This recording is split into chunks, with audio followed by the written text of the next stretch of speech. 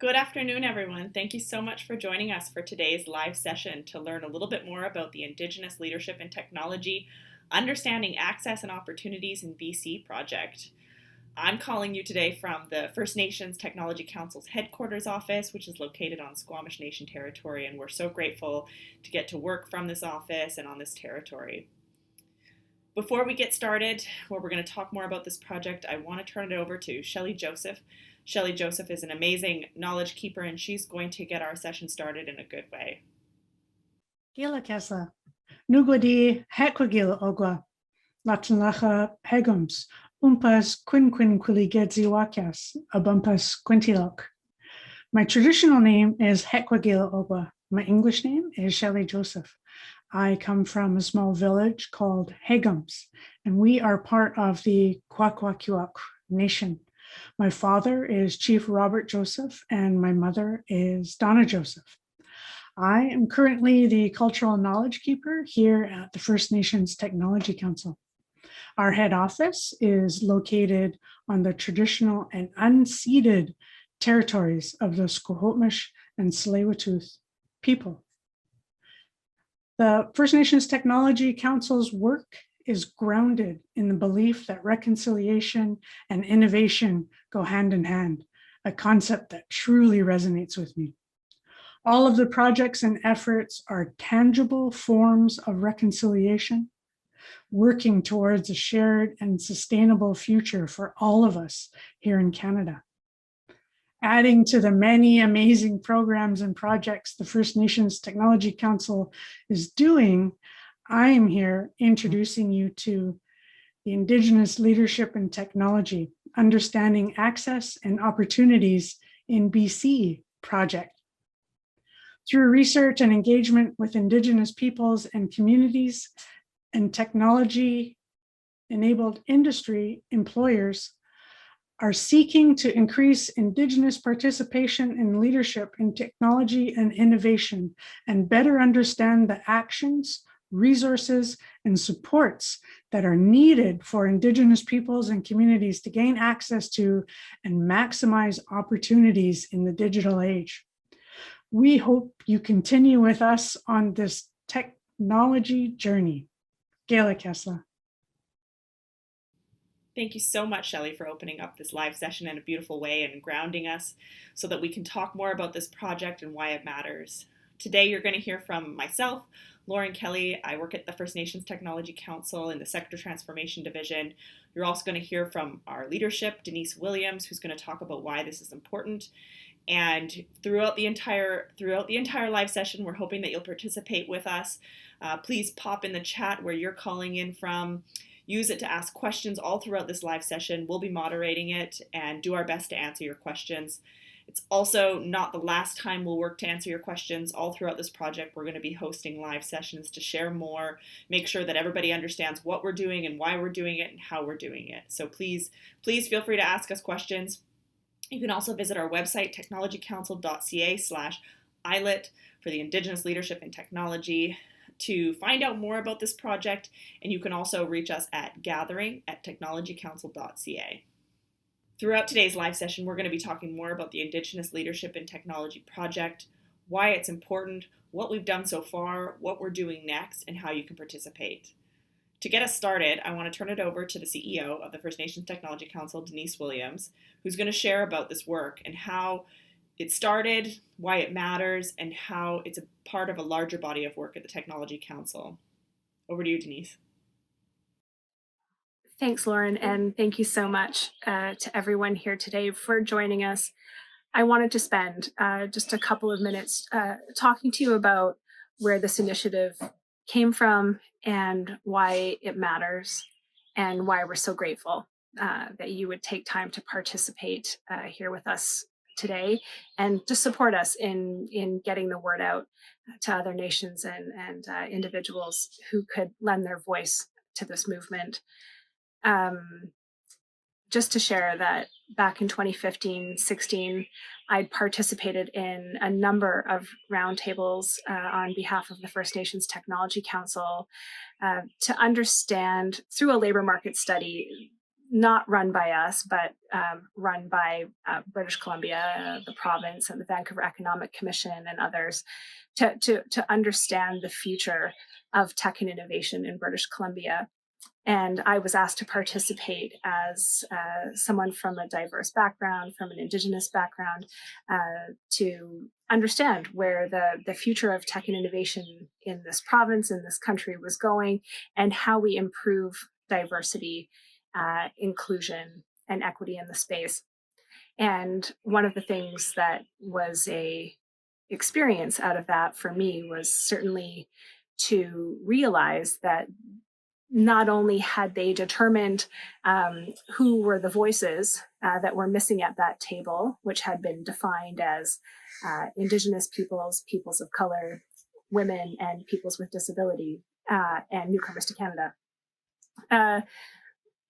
but that all of those groups had far more data than we did as Indigenous peoples in terms of representation in the tech and innovation sector movement through the post-secondary system when it comes to taking up of those STEM seats and our movement into leadership positions in tech and innovation in British Columbia was a big question mark, a big unknown, and it made it really difficult and really hard, to be honest, to be the CEO of the First Nations Technology Council and not have that information to be able to share and to be able to argue the case, which it felt like at that time, that we have a rightful position in the tech and innovation sector in British Columbia, the fastest growing sector of the economy here, and will be on an ongoing basis. But not only that it was completely unrecognized what our right to access is all about. Indigenous peoples, First Nations peoples' rights to access, affordable access to the very platform that allows participation in this economy and this society was a question mark. And that was the impetus to wanting to begin this work, to wanting to understand better what Indigenous peoples, us as a community, as people, what we see as our future in digital society, and how that fits into our mandate at the First Nations Technology Council to ensure that all Indigenous people have equal affordable access to digital and connected technologies, that we have the right applications and tools and capacity to advance self-determination and sovereignty in this increasingly digital society, especially accelerated by COVID-19. And we've landed here as an organization that is prepared to launch an Indigenous Innovation Institute. We have done an enormous amount of digital skills capacity development. I think we've done it in a good way. We've done it with ears open. We're very ready to iterate. We're very ready to evolve with the needs of community. And we're very ready to advocate for the resources and the investment that are required to ensure that Indigenous peoples, all of us, have access to the internet and to skills development, but more importantly, that we're leading the design of our digital future. And that's why participation in initiatives like this is so important. So thank you so much for lending your voice, and thank you so much for being part of the movement. And thank you so much for thinking about not only how this is going to support us as peoples, as nations now, but thinking about future generations who are going to be more digitally enabled, reliant, and adept than we are today.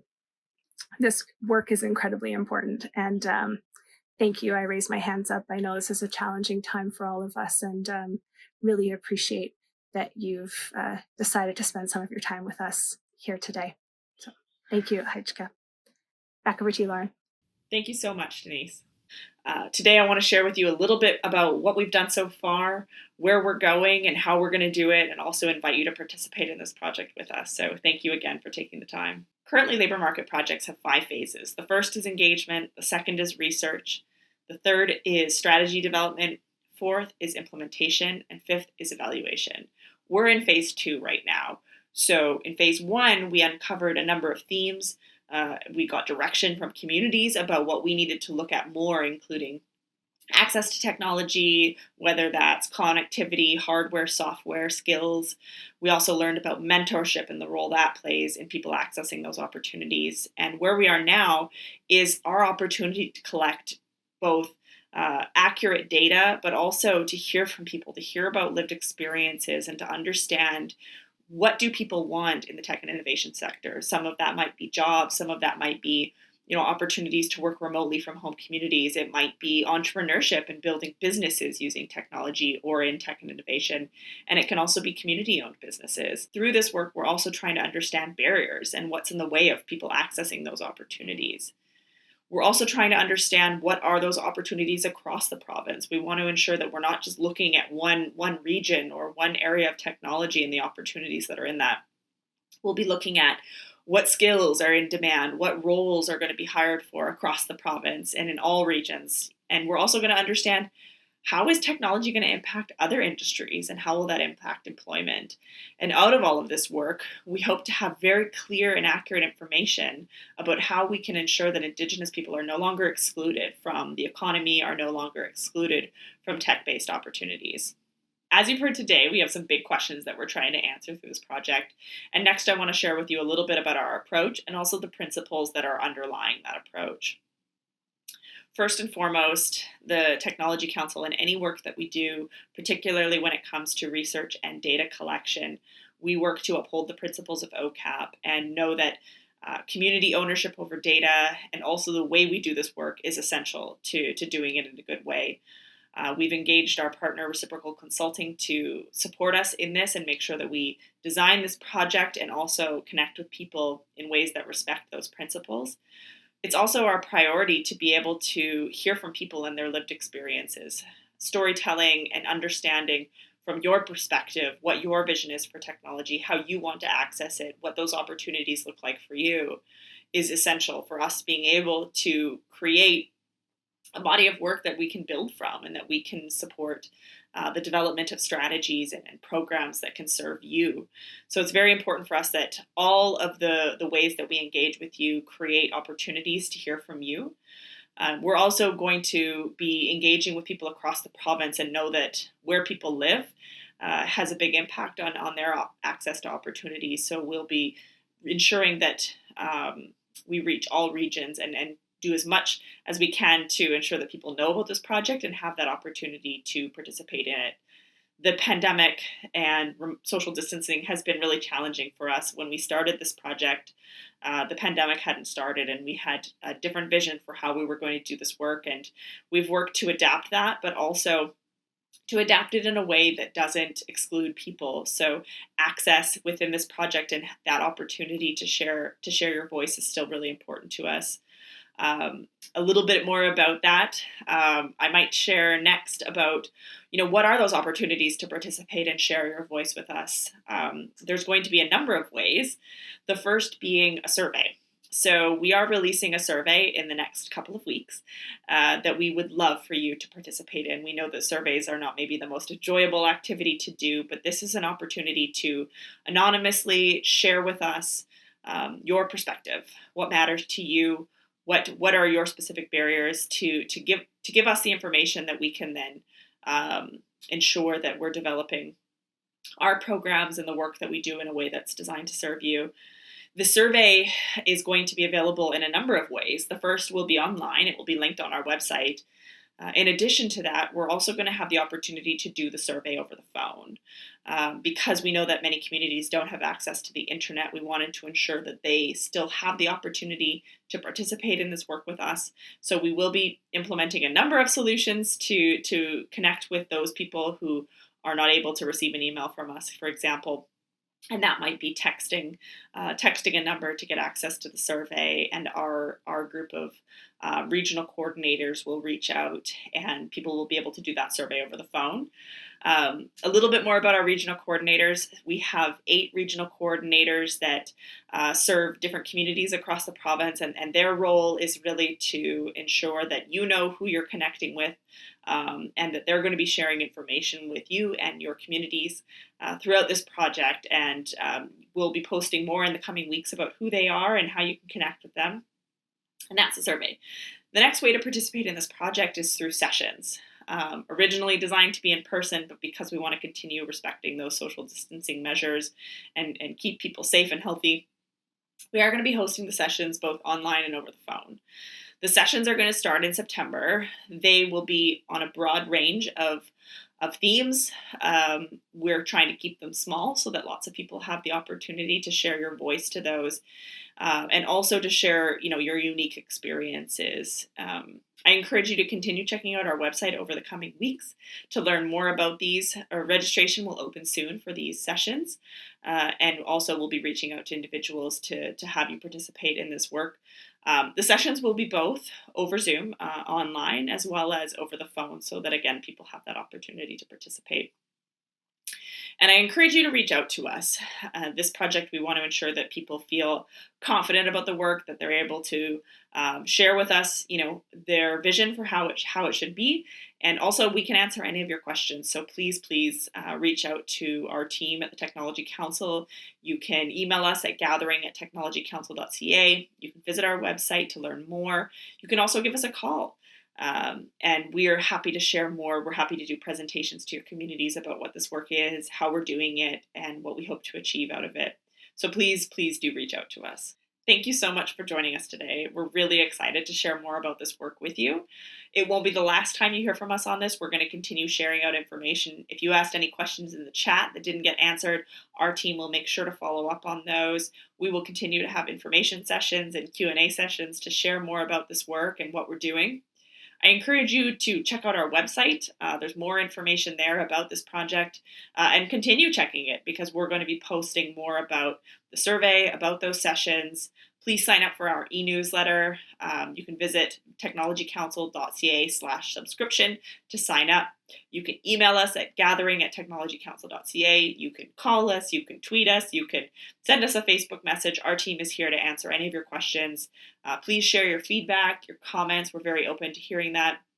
And if you'd like to connect and know more about this project and how to get involved, please do reach out to us. Again, thank you so much for joining us, and look forward to talking to you again soon.